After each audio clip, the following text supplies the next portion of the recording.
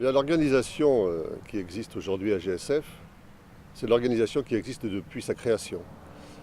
On retrouve sur le terrain, parce que c'est là en fin de compte qu'est la base de tout, des équipes qui sont mises en place chez chacun de nos clients, donc sur chaque site, des salariés qui sont bien évidemment formés à l'activité, à la prestation réalisée chez ce client et aussi aux spécificités de l'activité du client. Et ces équipes sont supervisées par un inspecteur. Un inspecteur, c'est un agent de maîtrise à qui l'on confie un certain nombre de sites dans un périmètre géographique maîtrisé, contrôlé. Et ces inspecteurs ont pour rôle de s'assurer de la bonne exécution du travail à travers le regard de leurs chefs de site qui sont en place. Ils sont en contact permanent du client, mais aussi celui qui rapporte au chef d'établissement, qui lui est là pour répondre aux problématiques des clients. Ces établissements sont regroupés dans zones géographiques. Aujourd'hui, nous comptons 22 sociétés de production, sociétés régionales.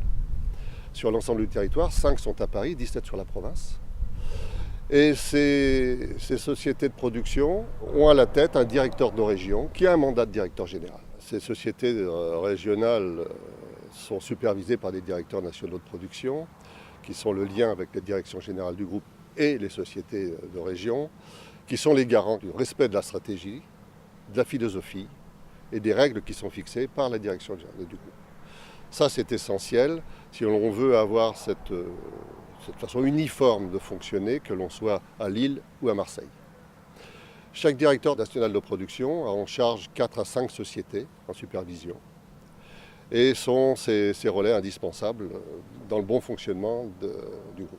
Aujourd'hui, le groupe GSF est la seule entreprise de propreté et de services associés qui est partie de zéro lorsque Jean-Louis Noisier, notre président, a créé l'entreprise à 800 millions d'euros de chiffre d'affaires. Et ce, uniquement en développement interne, c'est-à-dire sans aucun rachat d'entreprise. Ça, c'est une vraie différence. C'est-à-dire qu'au fil du temps, c'est construit un véritable savoir-faire sur l'ensemble du territoire sans qu'il soit pollué, entre guillemets, par des apports externes de sociétés qui auraient des modes de fonctionnement qui seraient différents.